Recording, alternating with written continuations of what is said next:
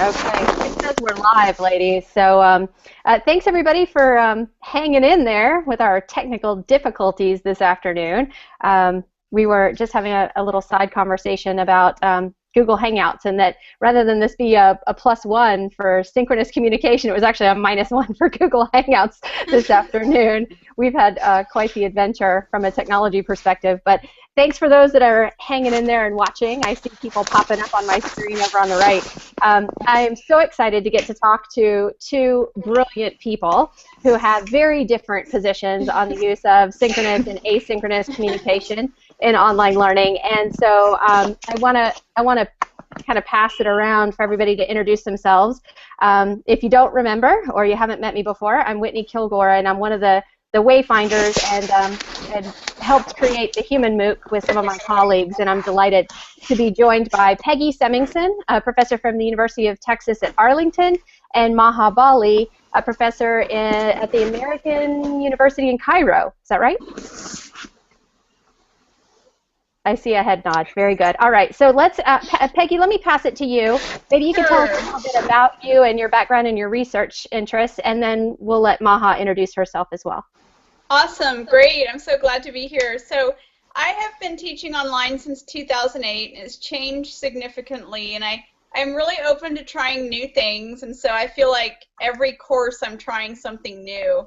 I do a lot of action research, study courses using synchronous learning and I'm currently studying using asynchronous learning with microlearning, which is kind of my new interesting thing.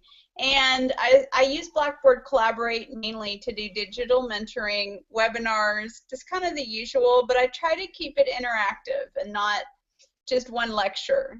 So that's a bit about me, and I'm at UT Arlington, and I teach literacy studies, so I train teachers. Very good. And I had the pleasure of running into Peggy a couple of times when I've been up to UT Arlington to see some of the guest speakers in the Link Lab. The Link Lab, yeah. So I actually did a session with George Siemens back in September, and it should be archived on the Link Lab. And if you go to the Link Lab's website at UTA, they have archived sessions, resources, upcoming events, etc. Excellent. And Maha, we'll pass it over to you to introduce yourself.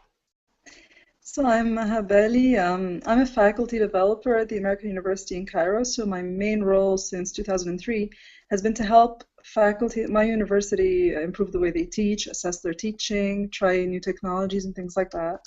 And I started my master's back in 2003.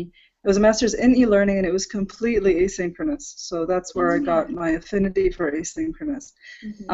And since then I got my PhD, and I teach teachers as well sometimes, and these days I also teach an undergraduate course in educational game design.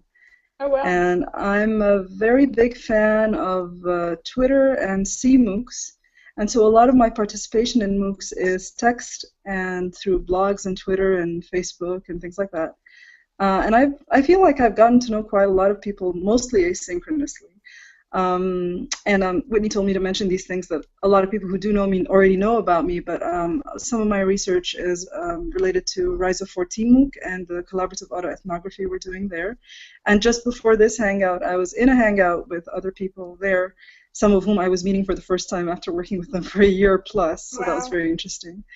And I also, I'm a columnist for Hybrid Pedagogy, which is where I've published my first article on asynchronous learning and how I met Whitney, actually. Yeah, that's an interesting story. I saw an article that Maha wrote and reached out to her because I had written kind of almost a similar blog post.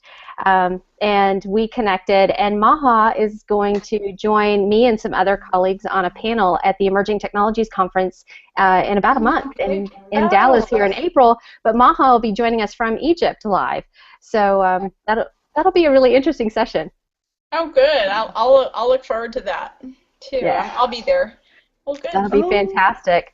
Well, I want to let you guys have a chance to really duke it out and do battle today. I think everybody's really looking forward to a healthy debate on the affordances of the technology, but then kind of the best practices and the pedagogical methods that you bring to bear inside these different tools. So let's start with Maha. Tell us tell us a little bit more about the position that you take, because I know your position is really more asynchronous, but the why behind it, so that we can get our points together to have a healthy conversation. Yeah. So I'll start with something that Jesse Stommel thought was the key word in my article, which was that I was saying it's a pre-pedagogical question. So I think before discussing the pedagogy of synchronous or asynchronous, it's the being able to get there in the first place. And what I talk about is that there's an inequality there of being able to get there. So I had an electricity cut earlier that would have slowed down my connection and made me not able to participate fully. The technical issues, which I don't think I even mentioned the technical issues in my article, but that those things happen. So to me, it's just, and for me, having a child at home who could wake up at any time means I might actually have to go there and leave the hangout. And that's my main argument for asynchronous, the convenience and the ability to get there. I want to give Peggy a chance to talk because I already started asynchronously discussing my viewpoint on Twitter earlier. So. Is there a big Twitter chat going? I can't wait to read the tweets. Okay, sure. I'll just give a few key points too. I like what you say about access, and I would agree, but I'll add to that mobile devices. So I too had some technical issues, and I got on my iPad. So I'm wondering, and this is more of an inquiry, I'm wondering how much mobile devices will enhance access to synchronous learning. I know you need wireless, you need internet as well, but just the fact that we can engage with mobile is great.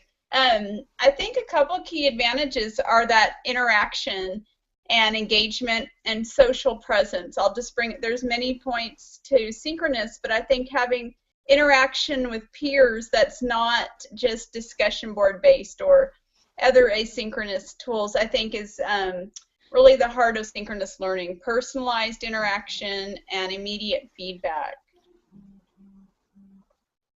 Very good. So what we were talking about earlier is that it isn't actually a binary, really, because you can have video asynchronous, which you've been having on Canvas for a while, and audio asynchronous like VoiceThread. And that makes it more personal without making it without having to be synchronous. And then the opposite, which Peggy noticed earlier, is that you can be on Twitter at the same time, and that's synchronous, but it's only text. Yeah. So there's that as well. But even then, the problem with video is the amount of infrastructure it needs to be able to run well. So I'm really enjoying this, right? I'm really happy to be meeting you guys synchronously. So I would never deny the joy of that that interaction. So, I have to ask a question now, because I really enjoy getting the chance to connect with people this way and to be able to see the two of you and talk to the two of you about your points and your position. But I've also been in synchronous classes that are very one-way. They're very lecture-focused. And I wonder, Peggy, since your position is that synchronous learning is good, how do we help faculty and or teachers all around the world better use synchronous technologies to enhance teaching and learning? That's a great question. A wise person told me they couldn't imagine having an online class without a synchronous component, and I would agree to that. But faculty, even though synchronous web conferencing has been around for decades, I think we're just now getting on board in higher ed with it as a tool. I would say trainings help.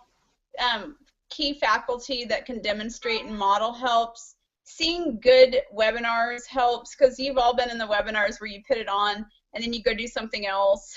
And so, avoiding that kind of webinar experience, and that I tend to think of like corporate webinars being like that. But I've seen them in higher ed too, and so just having good modeling. I keep thinking about this idea of digital mentoring, where we need or technology mentoring in higher ed. We need faculty to work one-on-one or small group just to just guide people through the steps and possibilities, so it's not just lecture. Yeah. Well, this reminds me of a recent experience I had with a good experience of weekly synchronous sessions, but there were two good things about them. One of them was that the facilitator was looking at the chatting that was going on and integrating that into her discussion. So sometimes somebody's talking and we're chatting, but there's no communication between the two. But this person was keeping that in mind. And also, even though it wasn't officially part of the course, we decided to meet each other asynchronously in between. And that keeps the conversation going in between the sessions. I think that's one of the key things about asynchronous, is that it breaks down that limit of time and space and keeps us in touch for a longer time. So if we're talking about social presence, you have a more sustained social presence with an asynchronous component and room to reflect. I was not like this, but I've recently realized that I like that time to reflect rather than always to decide on the spot what I want to say. So I need that space to do that. So Maha, when you were connecting asynchronously between meetings, how were you doing it? What tools did you employ? So we were, for that course, each one of us was supposed to work on their own course design in a Google Doc and get feedback from the instructor. But I was like, why can't we get feedback from each other? So I just made connections with a few people on Twitter, because the course wasn't like it was through Adobe Connect through Educause. And I was like, if somebody else would like to give me feedback, we can communicate in between. And so we were tweeting and we were looking at each other's documents and commenting and stuff in between sessions. So yeah, it doesn't have to be discussion forum. Like my master's was a discussion forum, but I haven't used a discussion forum comfortably in a really long time.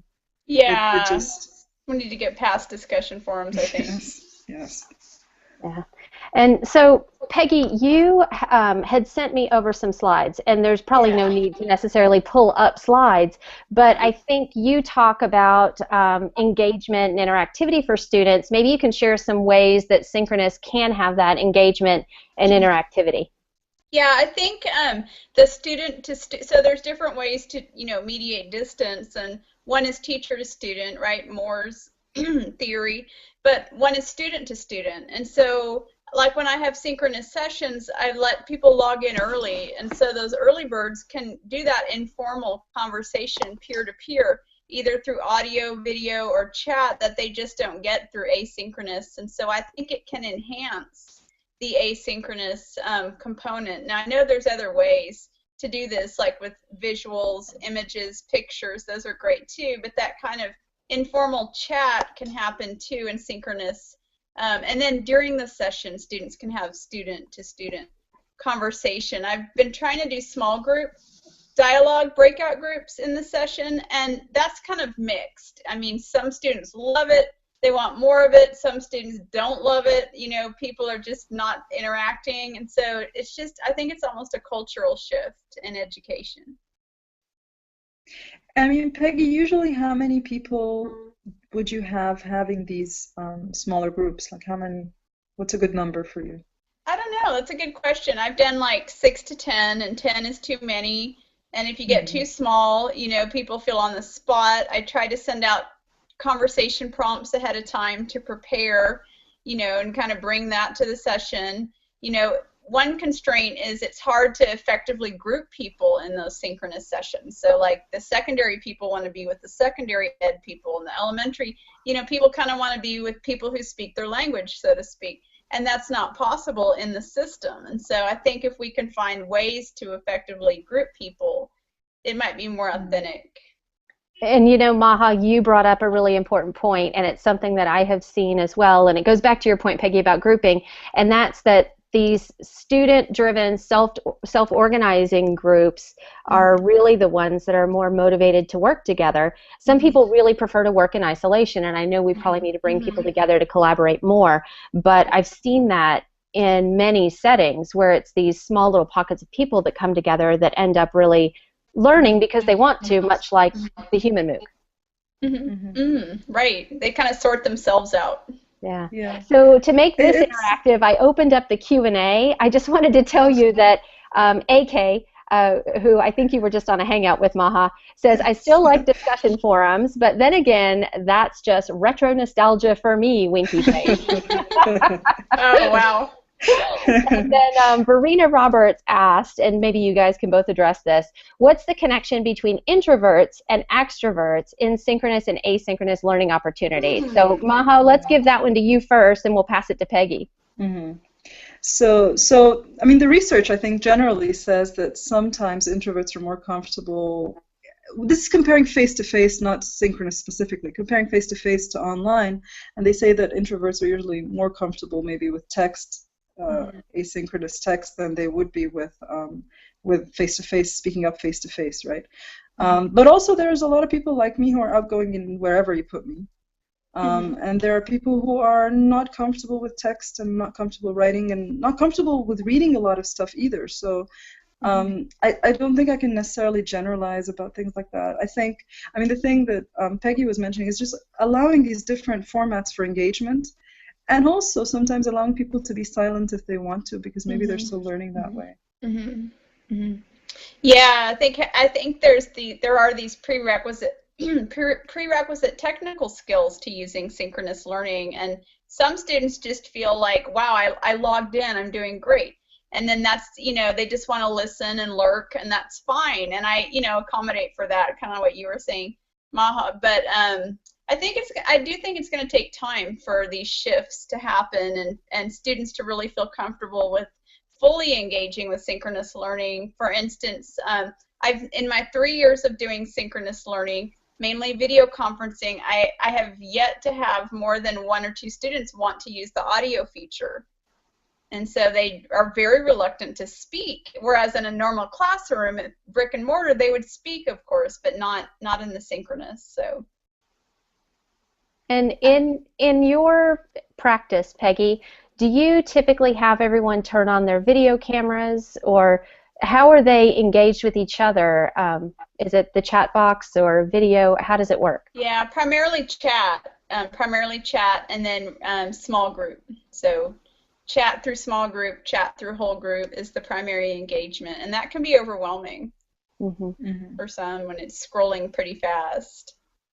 And how do you handle, and sorry Maha, we'll get back to you in just a second, I promise, but how do you handle situations where you've got working adults that aren't available at a particular time?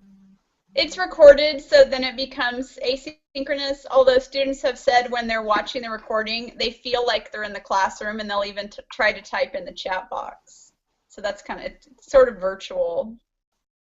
Very good. So, yeah. And so Maha, we'll turn back to you and just a little bit more asynchronous. Let's say I should click that we're done answering Verena's question. Thank you, Verena, for asking a question in the Q&A. But Maha, when you think about the affordances of video-based technologies, and you're right, with the proliferation of mobile, I think we're going to see more and more people disconnecting from, I think you're on an iPad, right? How do you see that changing the game? And do you still think that it'll be asynchronous, but perhaps using video? Right, so this is a very good question. I'm glad you brought that back up again. And let me say that ever since I wrote that article about affinity for asynchronous, I'm in a Hangout at least twice a week now with someone in a different time zone. So I live through that all the time. So yeah, mobile has a couple of really useful advantages for me as a mom. Right, so I could be in a Hangout while I'm cooking or while I'm putting my daughter to sleep. I'm not able to communicate fully, but I let people know that this is my situation, and if it's not something recorded like this one, and it's a friend, they'll understand and it'll be fine. They'll hear my daughter crying, and so that kind of thing. It makes my daughter not feel like I'm away from her. It's not like when I'm sitting in front of a computer. And at the same time, I can put the small, these small earpieces, and it'll be fine. I can listen in. I can just let people know I'm not going to answer for a while, and that helps. And the 3G, which I think in the U.S. now you have a faster technology, but that when my electricity cuts, when I'm moving around, that's something that I can use on my mobile device anytime. Yeah. So that does help a lot. So. I agree, and also it's less. Well, obviously iPads are expensive, but there are cheaper forms of smartphones and mobile devices and internet connections that even people who can't afford what I can afford in terms of Wi-Fi can manage over here. So it's not. Yeah, it helps a lot. So one thing that's coming up on the Twitter stream, I'm trying to watch for those questions as well, is that it says, students don't want to record audio but will speak in class. They feel that it's different because the former is recorded and kept, so it's scarier. So that comes from Christina Hendricks. Maybe you guys can both kind of take a pass at that one. Peggy, do you want to start? Sure, yeah, I totally agree with that. I mean, I don't know why there's a reluctance, but there definitely is. I don't know. I think, getting used to the technology is key. Maybe modeling. I think if one or two students will start to speak, the others will soon follow. But it's getting those first few students to speak in a session, I think, are key. And I'm not there yet. And Maha, how about you? Have you noticed that as well? I haven't tried ever to actually have my students, I think, record their voices. So I don't have that comparison. I do know that some people are just not comfortable listening to their own voice in the first place. Mm-hmm. So that in itself is a bit creepy when you first do it. I don't know if you've had that experience, but I used to really not like listening to it. I don't like watching myself on video either. I feel like I'm a bubblehead. So there might be that. But no, I don't have that comparison, so I can't. Yeah, in my student experience, I have had instructors that really draw us out to speak. I'm in a PhD program at the University of North Texas, and some of the faculty will say, so-and-so, do you mind turning on your mic and telling me, can you hear me okay? And then engage that person in dialogue for a minute to kind of foster that change to using the voice. Oh, you know what I've had problems with is when I've facilitated cross-cultural dialogue where you had students whose English was not the first language and students for whom English was the first language, and for those whose English was not very fluent, it was very difficult to ask them to be on the spot. And what I used to try to do when I could speak the same language as that other student is to say, you can speak in Arabic and I'll translate for you. But that's still a power issue because their message is not going to come across exactly the same way they meant it. Yeah. But that's a different issue, of course, than general shyness or whatever. Mm-hmm. Yeah. Well, I appreciate the questions that are coming in on Twitter and in the Q&A box, and I definitely want to kind of wrap things up in just a few minutes, but before we close, I've been taking a few notes. Maybe I give you each just a minute to make a couple of really strong points about your position. So Maha, we'll let you go first and give us your best shot. No, I mean, my position is, asynchronous learning is easier for learners to access, and it's more of a social justice issue, as everyone is more likely to be able to access asynchronous learning, and so you want to be able to reach every single student. If one student can't make it, then you've lost the learning experience, and that's my main reason for asynchronous. And Peggy, we'll turn it to you. Oh, good. I agree with what you said. I would just say that it kind of adds that personalized learning that can take place in asynchronous, but it just enhances that interaction. And then the immediacy, I think, is at the heart, too, of synchronous learning, that immediate feedback, just-in-time learning. It's fairly cost-effective, and it can be convenient with mobile. I will add that caveat, although I understand people in rural areas may not, have as much, I mean, people have different reasons why they can't access synchronous, but with mobile devices, it opens up possibilities. Yeah, very good points from both of you. So I'll just kind of recap. The synchronous component is definitely personalized. I've seen it work really well for like virtual office hours and things like that too, where students can ask directly a question that they may have a burning question about. But there is increased access with mobile, so that's a good point, and the feedback is immediate. But with asynchronous, there is convenience. There's definitely greater access, and you break free from that time and place, right? Which distance education is oftentimes sold. I hate using that term, but the student buys into it is probably the better way to say, because they can access it anytime, anywhere. And so that freedom from a time and place is part of what the mental model is around distance education today. But and we never really got to an answer on the extrovert-introvert question.